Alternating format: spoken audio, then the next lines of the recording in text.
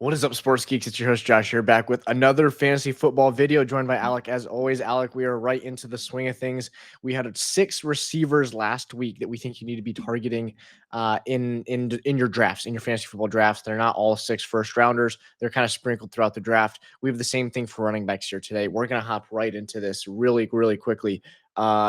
Make sure to hit the like and subscribe button. Lets us know that you guys like this content, and it's coming at least once a week, if not twice a week, from now until the Super Bowl Sunday, probably. So, with that being said, Mr. Alec, I will go ahead and give you the reins for the first running back of the show. Awesome. So I'm going to go from highest ADP down. So I'm going to go Tyrone Tracy here. He's currently going as RB31 on Fantasy Pros.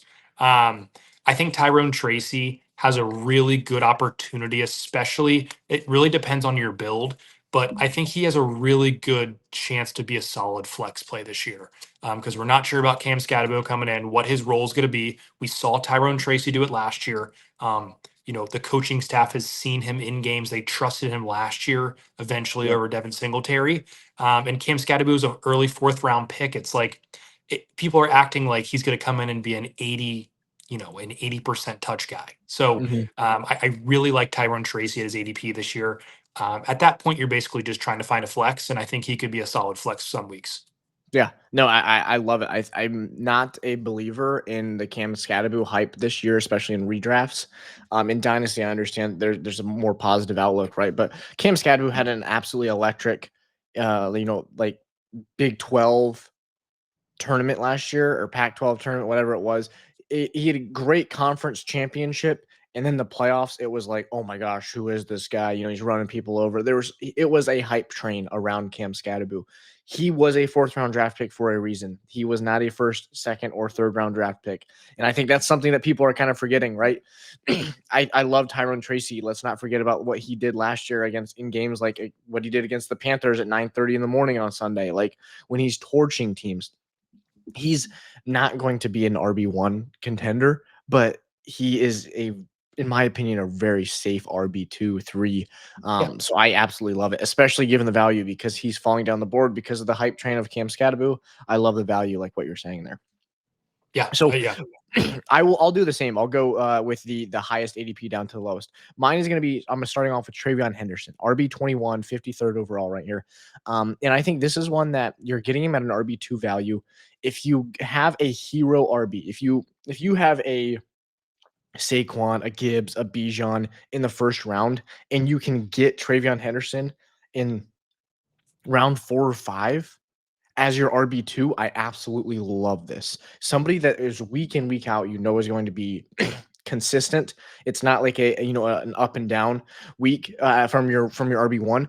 TreyVeyon Henderson, if you give him 6, 7 weeks, 8 weeks to progress into the role that he's going to have, he could end up at the end of the season with a Bucky Irving, somebody whose name you might hear later, right? I don't have him, but I might compare a couple of guys to him.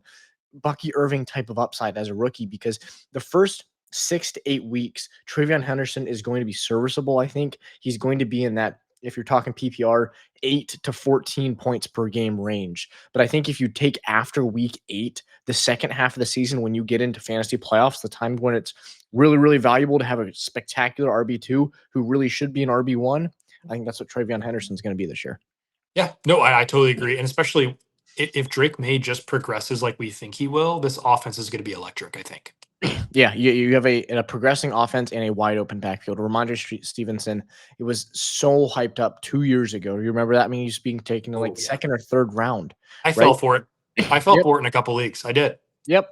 It's okay to admit those, right? Yeah. And he's not won the backfield. The backfield is wide open, and you take TreyVeyon Henderson in the early 2nd round like you did. By the second half of the season, you're going to be starting him. He's going to be taking 60 to 70% of your touches. Given that, I'm all over TreyVeyon Henderson. Also in a much improved offensive line. Still not a great offensive line, much improved from last year. That's my final Love it. I love the TreyVeyon Henderson shout here. So my second guy, it's going to be Travis Etienne, and I am totally buying into the coach speak. So I'm going to get burned on this one bad. But Baishal Tootin did fumble in an OTA. So therefore, he's absolutely dead this year, and he can never be good in the NFL. That's what my Twitter's been saying. But Mhm. so I think Travis Etienne will have a chance though to be like their number one back to start off.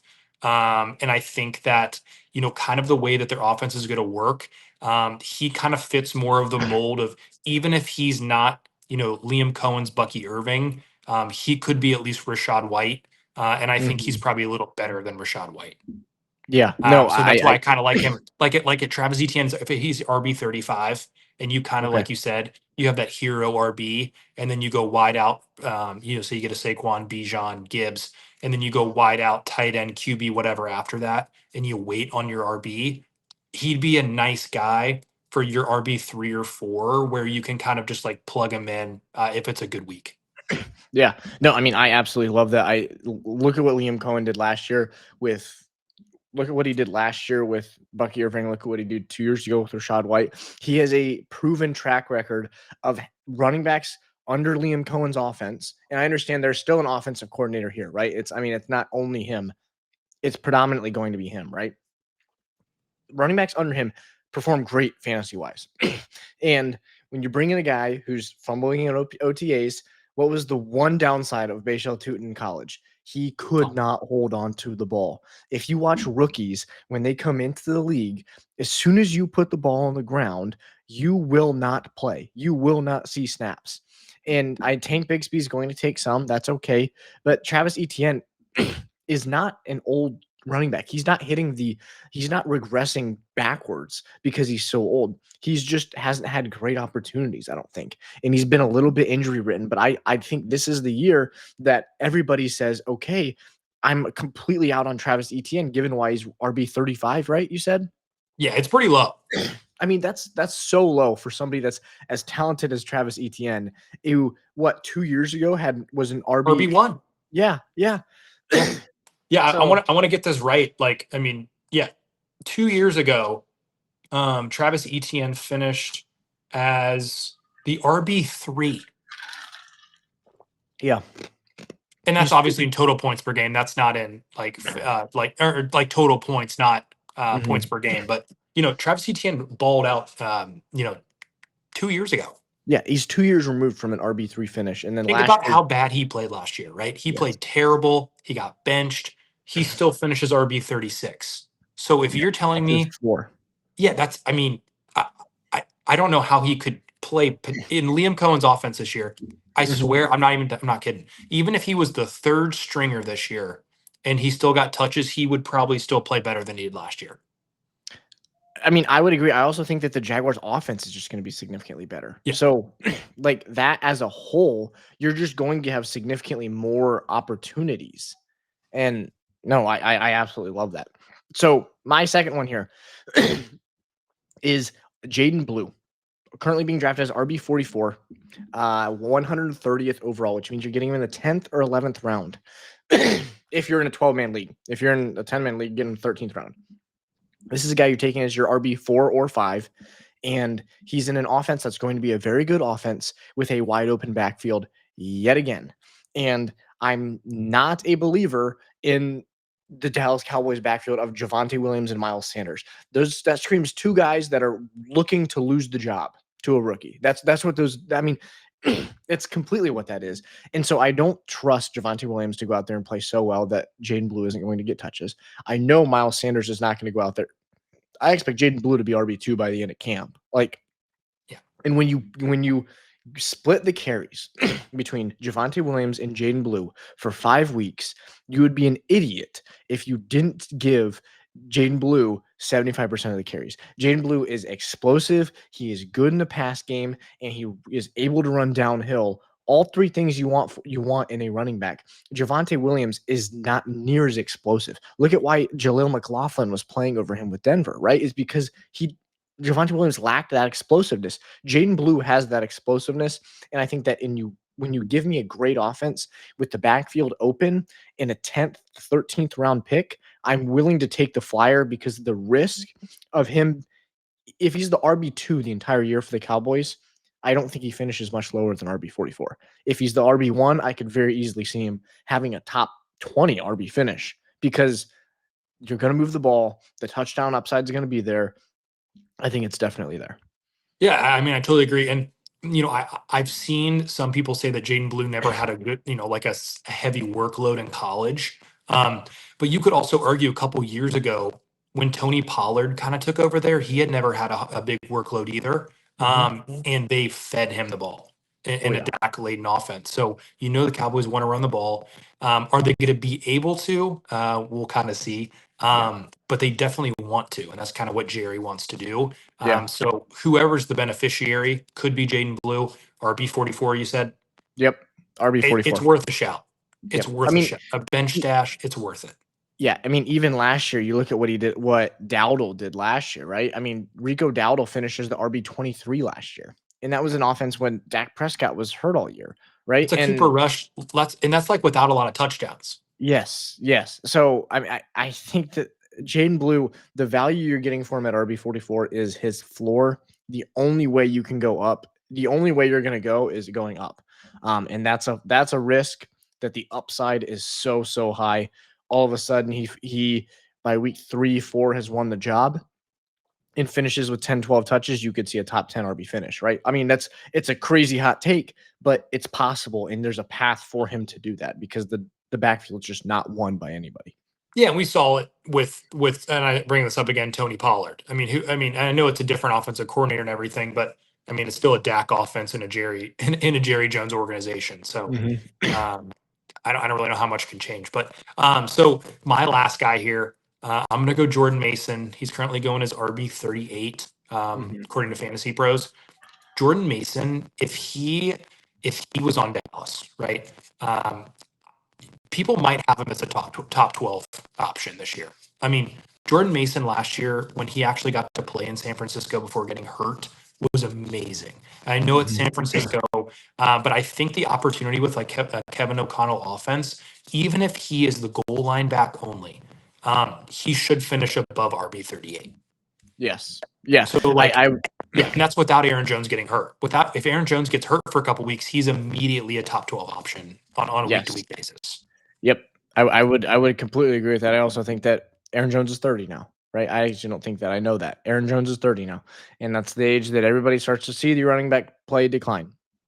And so when you take Jordan Mason, you put him in this offense as an RB2, all of a sudden Aaron Jones, he's got hamstring issues. He's got a groin issue. He's got a banged up knee. He rolls his ankle, whatever it is, like what you're saying.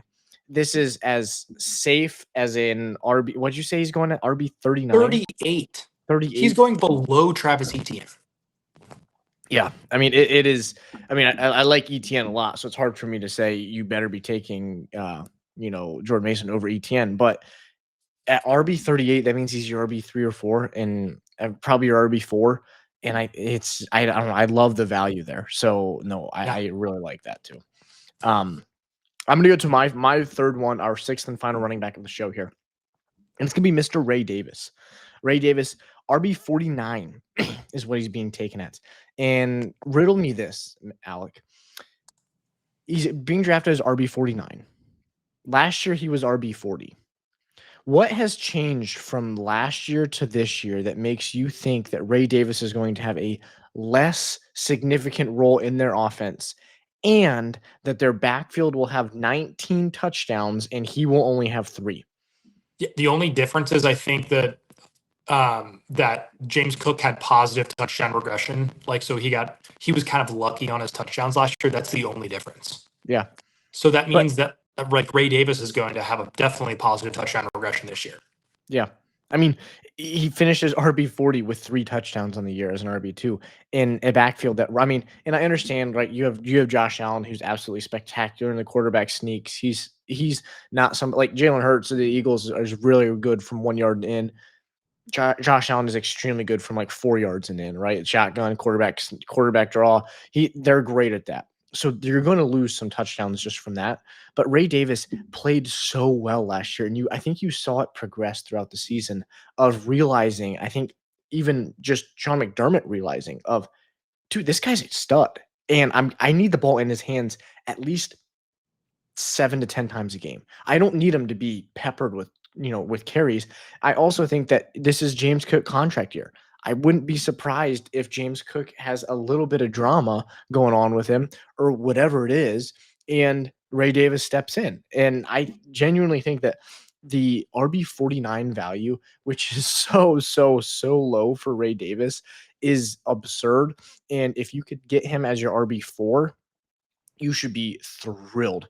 The value he's being taken at right now is literal RB5 value. Yeah. If you're getting him as your RB5, yeah, you hit a home run. Either way, those are our 6 guys for today. Those are our 6 running backs. We had 6 wide receivers drop last week, 6 running backs this week. We have 6 quarterbacks for Superflex. If you're in a Superflex league and you're looking for some quarterbacks that you should be targeting there, we have 6 quarterbacks dropping later this week. That'll be coming out on either Thursday or Friday. So make sure to stay tuned for that, and we'll have weekly, probably even twice a week, videos coming up with rookies to target, mock drafts, full mock drafts, everything coming up in the next month or so. So make sure to check those out. But those are our 6 guys for today. Having said that, this has been the Sports Geeks podcast. They play, we talk. Thanks for watching, guys. Peace.